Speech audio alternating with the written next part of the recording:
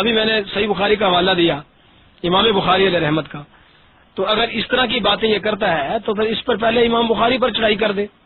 امام بہقی کے حوالے اکثر دیتے ہیں. امام بہقی رحمہ اللہ حیات الانبیاء پر مستقل کتاب لکھی ہے، ان کا یہ عقیدہ ہے. تو ان کا جہاں تک تعلق ہے نا یہ کتابیں پڑھ پڑھ کے دکھانا، اصل میں ان کتابوں کو یہ سمجھ نہیں سکتے. کیوں؟ یہ تو پروفیسر صاحب ہے نا، ان کو وہی پڑھانا چاہیے جو کچھ پڑھاتے ہیں. دینی کتابیں تو دینی علماء جو پڑھاتے ہیں، دینی یونیورسٹی ہیں، مذہبی ہیں، ان کو وہ جانتے ہیں، ان کو کیا پتا. تو بہرحال یہ تو صرف اور صرف کیا ہے بھائی، شیاطین کی طرف سے چھوڑے ہوئے ہیں، جیسے آپ کہتے ہیں، اس کو نام دیتے ہیں کہ بس یہ اس نے لوگوں کو گمراہ کرنے والے کام کرنا ہے. تو ماشاءاللہ آپ کا اچھا جذبہ ہے، واقعی چاہیے تو یہی کہ علماء کو نہیں آنا چاہیے، لیکن مجبوراً ہم آتے ہیں. جزاکم اللہ خیرن. اب چونکہ بھائی وقت کافی ہو چکا ہے، میں 2 سوالات انشاءاللہ جو ہے وہ ہوں گے، اس کے بعد پھر اجازت چاہیں گے. پھر ہو سکا تو صبح میں کچھ جو ہے وہ وقت مولانا محمود عالم صفدر صاحب سے جو ہے لیں گے. تو آ جائیے بھائی جس کو آنا ہے مائک پہ. جزاک اللہ. 2 سوالات انشاءاللہ آپ کریں. اگر ایک سوال یہ ہے کہ یہ جیسے بھی آپ نے حدیثوں کے متعلق اور حضرت امام بخاری رحمۃ اللہ علیہ کے متعلق بتایا ہے، ایک غیر مقلد یہاں پہ اعتراض یہ کرتے ہیں کہ جب حضرت امام اعظم امام ابو حنیفہ رحمۃ اللہ علیہ نے فقہ لکھی، اس وقت تو حدیثیں جمع ہی نہیں تھی، تو یہ انہوں نے یہ فقہ ترتیب ہی نہیں دی، کیونکہ ان کو حدیثیں پتہ ہی نہیں تھا ان کو، اور یہ ان کی لکھی ہوئی نہیں ہے. یہ تو بعد میں ان کے شاگردوں وغیرہ نے کتابیں لکھی ہیں، کیونکہ اس وقت تو حدیثیں نہیں تھی. حدیثوں کا مجموعہ تو آ کے ہوا ہے 3ویں صدی ہجری میں، تو اس وقت تو نہیں تھا. تو یہ فقہ جو ہے یہ ان کے شاگردوں نے یا باقی لوگوں نے لکھی ہے بعد میں، یا یہ جو جتنے بھی حنفی ہیں یہ غلط خود سے ترتیب دیے ہوئے مسائل کو امام اعظم امام ابو حنیفہ رحمۃ اللہ علیہ کی طرف منسوب کرتے ہیں. اور یہ ایک امت ہے حنفیہ کے نام سے، اس کو یہ سمجھیں کہ یہ امت محمدی نہیں، یہ امتیہ حنفی ہے، کیونکہ یہ حنفی نماز پڑھتے ہیں اور ہم محمدی نماز پڑھتے ہیں، تو ہم میں اور ان میں زمین آسمان کا فرق ہے.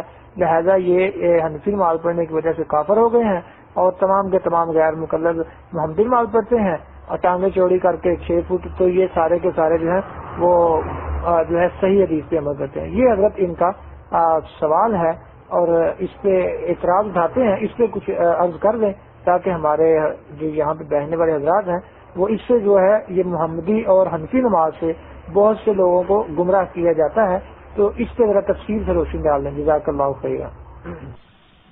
ماشاءاللہ بھائی آپ کا سوال بہت اچھا ہے. جہاں تک تعلق ہے امام ابو حنیفہ رحمہ اللہ کی فقہ کی ترتیب دینے کا، مسائل کی ترتیب دینے کا، اور یہ کہ ان کے پاس احادیث نہیں تھی یا اس دور میں احادیث جمع نہیں ہوئی تھی، یہ بالکل جہالت کا سوال ہے. حتیٰ کہ نبی اقدس صلی اللہ علیہ وسلم کے صحابی عبداللہ بن عمرو بن العاص رضی اللہ تعالی عنہما یہ خود احادیث کو لکھتے تھے. ان کا صحیفہ صادقہ کے نام سے مشہور تھا، اور یہ حدیث کی مستقل کتاب تھی. حضرت ابو ہریرہ رضی اللہ تعالیٰ عنہ خود فرماتے ہیں کہ مجھ سے اگر کوئی زیادہ حدیثیں زیادہ جاننے والا ہے تو وہ عبداللہ بن عمرو بن العاص ہے، کیونکہ وہ ہر فرمان کو لکھ لیا کرتے تھے.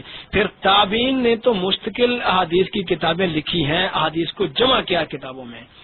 اور یہ کہنا کہ اس دور میں حدیثیں نہیں تھیں، اس کا مطلب ہے یہ حدیثیں اگر اس دور میں نہیں تھی تو لوگ کس طرح عمل کرتے تھے حدیث کے اوپر، حدیث کو کس طرح لیتے تھے. تو فقہا جو اگر مسائل بیان کرتے تھے تو بغیر حدیث کے بیان کرتے تھے. یہ بات غلط ہے.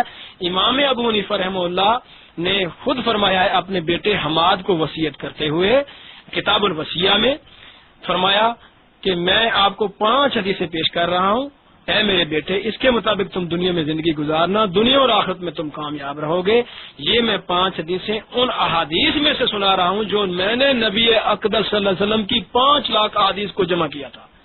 کیونکہ امام ابو حنیفہ رحمہ اللہ 4000 تابعین اس کے استاد ہیں، اور معاصر جو ہیں دیگر حضرات اس کے علاوہ ہیں. تو یہ کہنا ان کا کہ اس دور میں حدیثیں جمع نہیں ہوئی تھی، یہ بات غلط. دوسری بات یہ کہ امام ابو حنیفہ نے کتابیں نہیں لکھی، یہ بات بھی غلط ہے.